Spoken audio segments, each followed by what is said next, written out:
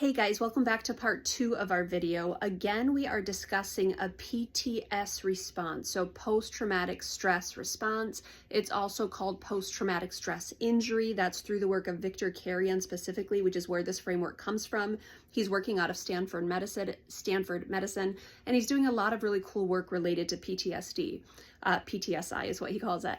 So up on the board here, we created the framework on Monday. If you haven't watched it, I encourage you to go back because it sets the stage for today. And so I'm going to walk you through a very recent experience where I had a triggering event, an activating event. I think culturally we use the word triggered way too freely, but in the context of PTSD, a trigger and an activating event, those are typically kind of the same thing. So I had an activating event a few weeks ago, and I'm going to use that to draw out how I go with clients through this particular framework. So I had this activating event where I'm playing horse with someone, horse like where you do the basketball and then they shoot the shot, and then if you miss, you get an H, you get an O, you get an R, you get an S, you get an E. Sometimes it's called pig, sometimes you pick, arbitrary words to call it, but either way, you get eliminated by the word being spelled against you. Now, initially, we both were terrible at it, and that felt really good. And then eventually, I was the only one that was terrible at it, and that felt really bad. And as I got an H and an O and an R and an S, I'm feeling this physiological rise going on where I'm starting to get really, really kind of supercharged by a non-threatening game with someone I absolutely adore, and I'm losing, and it becomes a really big activating event for me. So I get the H, I get the O, I get the R, I get the S, I get the E. They have 0 letters. What's happening in Steph? Well, first off, my thoughts are saying, Steph, you're pathetic. You're such a loser. Oh my word, you're so incompetent. You can't even make a basketball. What is wrong with you? And that is instant. That is a knee-jerk response going on in my mind. At the same time, going on in my body sensations, I have a tight chest. I experience coldness. That's physically how it feels for me when I start to move through an activating event. I get tense in my shoulders. I'm just rigid and just really in a posture of self-protection as I'm playing a game of horse. Nope, as I'm losing a game of horse. That is an important detail. Up here, what are my feelings? Well, I'm feeling anger, I'm feeling embarrassed, I'm feeling defensiveness, and we're going to develop that in just a minute there. And the last piece, what is my behavior? Literally, as we're wrapping up the game, the person walks over to me and I go, nope. I said, walk away. Walk away from me right now. And I'm being such a poor sport and I'm being a jerk. And I'll explain all that in just a moment here. But they're like, oh, come on, I have a really funny joke. I said, you walk away from me right now. This is not something we're doing. Because in my person, this activating event is putting me in the past.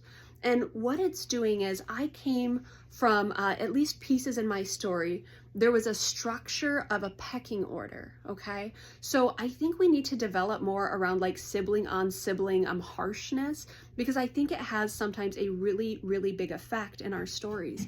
And so I was 4th born. And so we have oldest and second oldest and third oldest, and I'm 4th.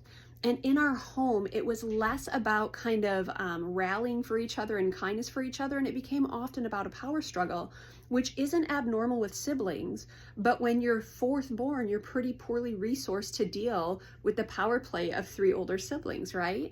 And so if someone said something wrong or you lost a game, you would be told things like, oh my word, you're so pathetic, or oh my word, you can't even do that, or ha ha ha, you made a mistake.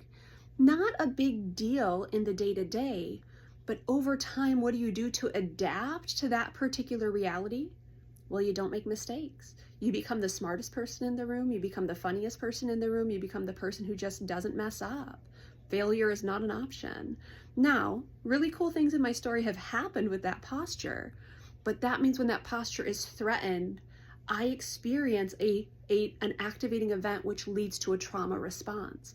And so I'm standing on the basketball court there feeling like a child, feeling like I am incompetent, incapable, such a loser.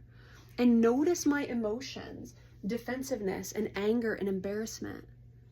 And so I'll go through with clients and I'll say, notice this. This says fear. This says fear. This says fear. You're telling me you're angry. I don't think you're angry. I think you're scared. And in my story, losing something puts me in a posture of fear, but I cover it up with anger and defensiveness, right? And so what happens as we kind of develop this with clients, we start to have choices. Number one, call your response by its name. I'm standing on that basketball court and I am terrified that losing a game of basketball means I don't have value or worth.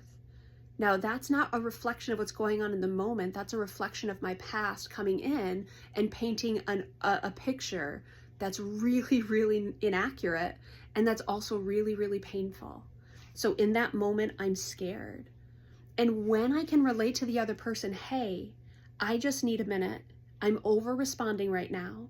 I feel scared because I lost a game of horse, a non-threatening Tuesday morning with friends game of horse. That's an activating event for me right now. I can not only put language to it, but I can start to breathe through it. I can start to calm myself down. I can start to go into my toolbox and grab all of the things that help me re-regulate.